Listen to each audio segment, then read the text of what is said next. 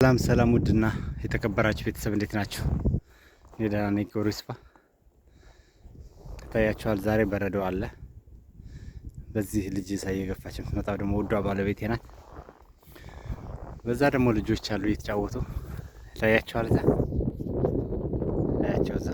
ሁለቱ ልጆች እየተጫወቱ ነው እዛ እና ዛሬ ሰማዩ በጣም ያምራል፣ ምድሩም ያምራል። ነጭ በሰማያዊ የሚገርማችሁ ነገር ይህን ነጭና ሰማያዊ ያደባልቁና ያለሁባት ሀገር ባንዲራዋ ነጭና ሰማያዊ ነው። አይገርምም? በጣም የሚገርም ማለት ነው። ያለሁባት ሀገር ባንዲራዋ የሀገሪቱ ባንዲራ ነጭና ሰማያዊ ነው። መሬቷን እዩት፣ ነጭ ነው። መሬቷ ነጭ ነው። ይኸው እንደምታዩት በረዶ ነው። ሰማይዋ ይኸው ጥርት ያለ ነው። ይህች ሀገር ለእናንተ ጥያቄ፣ ይህች ሀገር ማን ትባላለች? ላቅልላችሁ ትንሽ። ስካንዲኔቪያ ትገኛለች። ስካንዲኔቪያ ከሚገኙ ሀገሮች ናት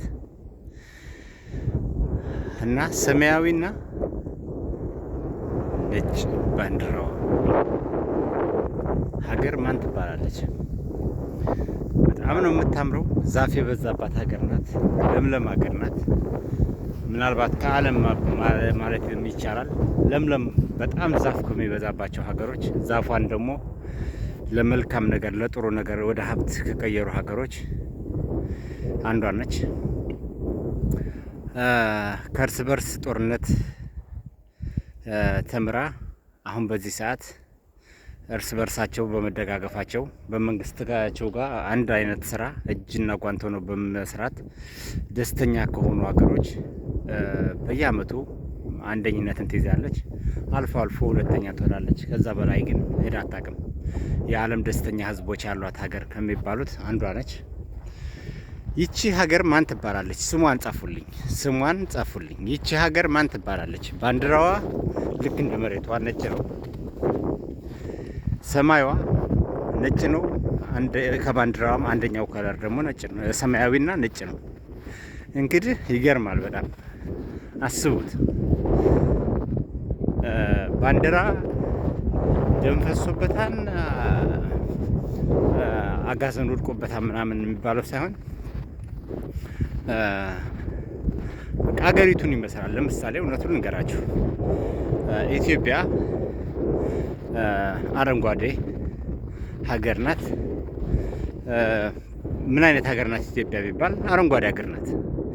በጣም አረንጓዴ ከሚባሉ ሀገሮች አንደኛው ናት። ሌላ እንደው በቀላሉ ኢትዮጵያን ሊገልጻት የሚችል ነገር ምንድነው ቢባል የተለያዩ ብሔሮችና የተለያዩ ሃይማኖቶች፣ የተለያዩ ህዝቦች የሚኖሩባት መሆኗ ድብልቅልቅ ያለች ከለርፉል የሆነች እንደዛ አድርገህ አንዲት ከለርፉል የሆነች ሀገር ብትስል አፍሪካ ውስጥ እንደ ከነ ናይጄሪያ ቀጥለ ምናልባት ኢትዮጵያ ልትሆን ትችላለች። ምክንያቱም ናይጄሪያ እዛ ብዙ አላት። ናይጄሪያ ከመብዛታቸው የተነሳ ሶስት የመግባቢያ ቋንቋ ነው የምትጠቀመው።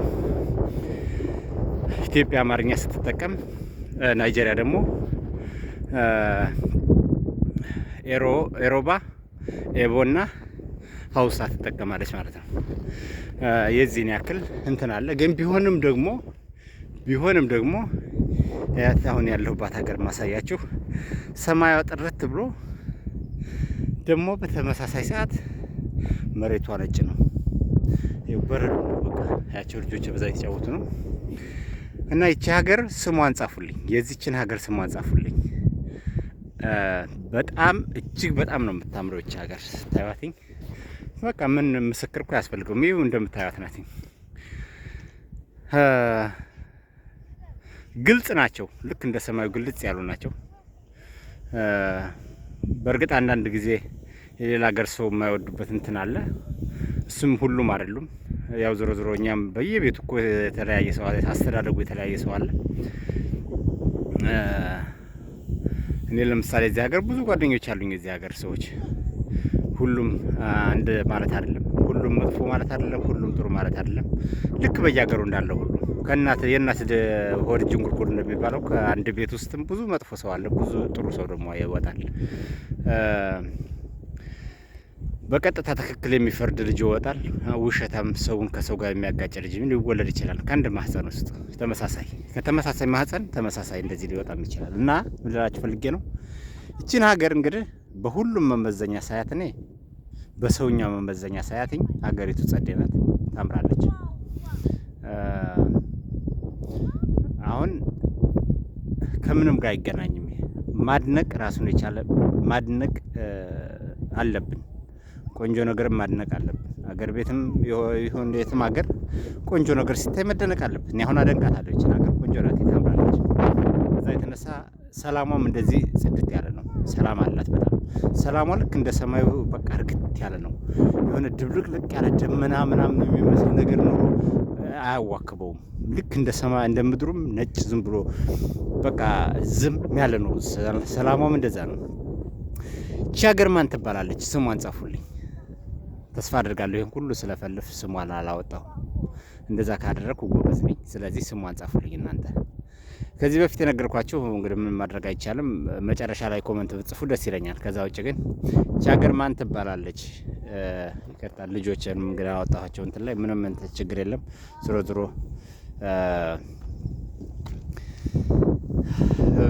ማለት መጥፎ ነገር አይደለም። ከዚህ በፊትም ስለነበሩ ቪዲዮ ላይ ምናምን ስለሚወጡ ግን አሁን ጥያቄ ይቺ ሀገር ማን ትባላለች? ኮመንት ላይ አስቀምጡልኝ። አመሰግናለሁኝ።